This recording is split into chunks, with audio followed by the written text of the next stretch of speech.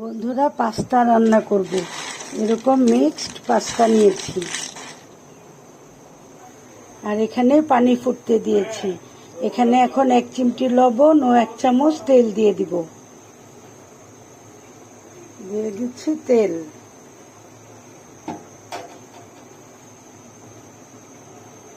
আর দিয়ে দিচ্ছি লবণ।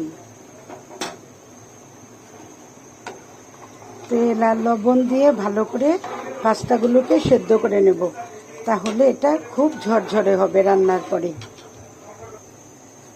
পানি ফুটে গেছে, এখন দিয়ে দিচ্ছি এখানে পাস্তা। এখন ভালো করে সেদ্ধ করা পর্যন্ত ফুটিয়ে নেব।